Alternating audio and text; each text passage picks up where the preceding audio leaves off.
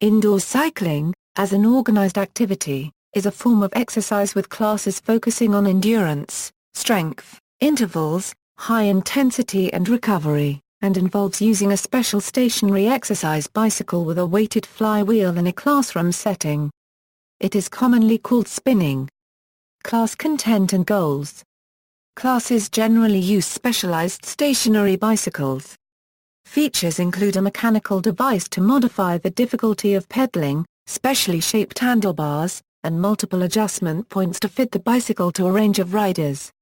Many have a weighted flywheel, which simulates the effects of inertia and momentum when riding a real bicycle. The pedals are equipped with toe clips as on sports bicycles to allow one foot to pull up when the other is pushing down.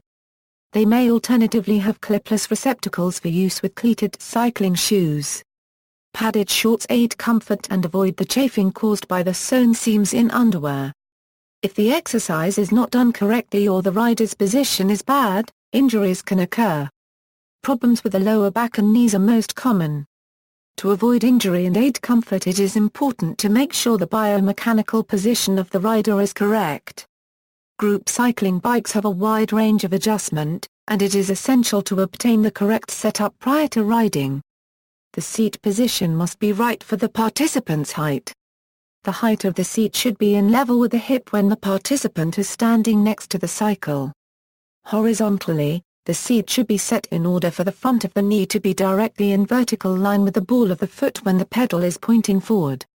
This results in a position where the knee is slightly bent at an angle between 25% and 35% when the leg is extended with the foot resting flat at the bottom of the pedal stroke.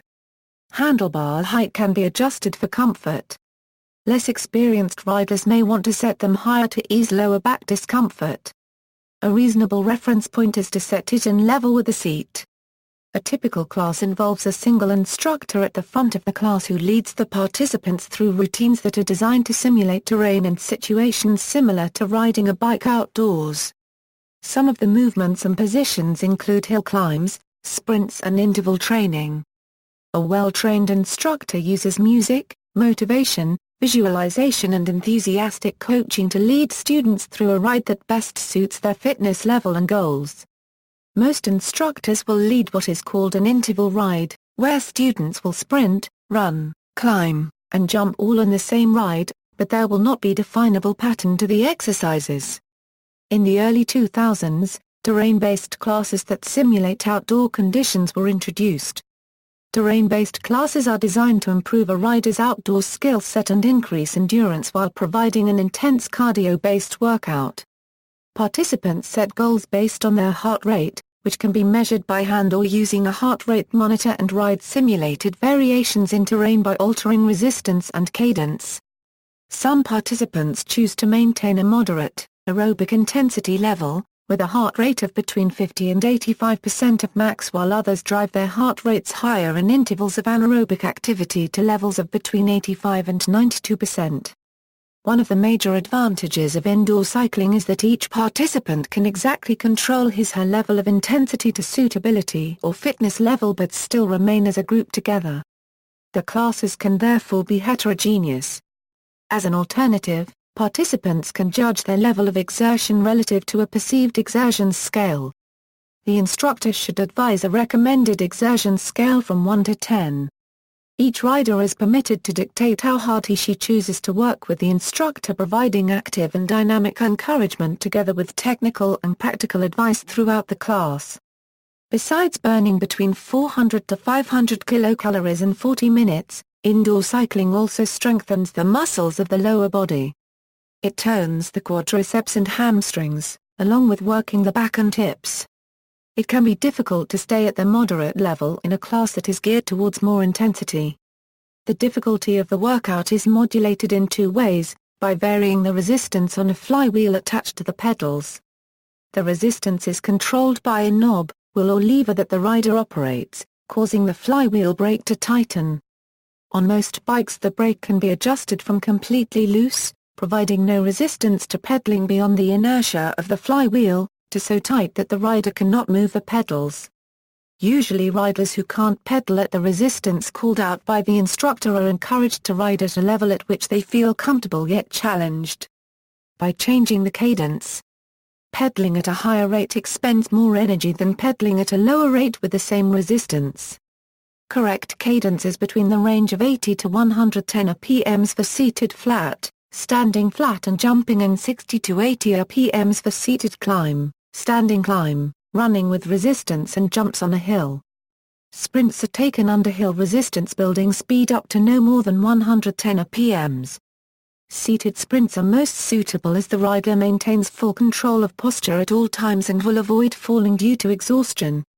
A correct sprint should last from 10 to 25 seconds, leaving the rider exhausted in the 85 to 92% max heart rate range.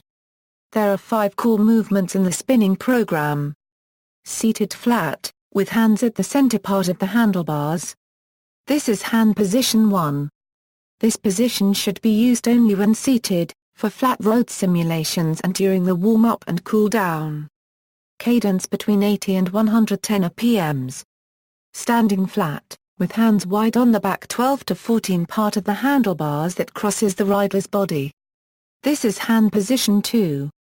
Proper form for standing while running requires the body to be more upright and the back of the legs touching or enveloping the point of the saddle, with the center of gravity directly over the crank. The pressure of body weight should never rest excessively on the handlebars. Cadence is between 80 and 110 rpms, jumps a combination of seated and standing with riders' hands at position 2 for durations of between 2 and 8 seconds. Cadence between 80 and 110 rpms. Seated climb with hands at position 2, increased resistance and lower cadence of 60 to 80 rpms. Standing climb with hands wide and forward so the thumb tips are touching the far end of the handlebars. The rider is canted slightly forward so that maximum force can be exerted onto the pedals with heavy resistance and a cadence of 60 to 80 rpms. These 5 movements each work a different part of the body and focus on different leg muscle groups. The rider should always maintain control of the flywheel by having resistance applied and remaining below a cadence of 110 rpms. Not all bikes have a freewheel, or smart release, and it is possible that the flywheel will run away with the rider with the potential for causing injury. The rider should be able to maintain perfectly even pedal rotations at high resistance. This becomes difficult below 60 rpms cadence, and failing to make perfect circles increases the risk of knee and hip injury. A road cyclist will normally have a natural pedal cadence of about 85 rpms and will control changes in terrain by changing gear to maintain this rate. The goal of the spinning program is not to exceed this natural rate by more than 25 rpms higher or lower. There are 5 further advanced movements based on those listed above. Running with resistance, jumps on a hill, seated flat sprint, seated hill sprint, standing hill sprint. Most indoor cycling classes are coached with music. Riders may synchronize their pedaling to be in time with the rhythm of the music, thus providing an external stimulus to encourage a certain tempo. Often, the music chosen by the instructor is dance music or rock music set to a dance beat, but not necessarily. This tends to help motivate participants to work harder than they might otherwise. The instructor also may choose specific songs for sprints, climbs, and jumps. While the music provides a tempo cue, the cadence does not need to be a multiple of the beat in order for the rider to feel in rhythm.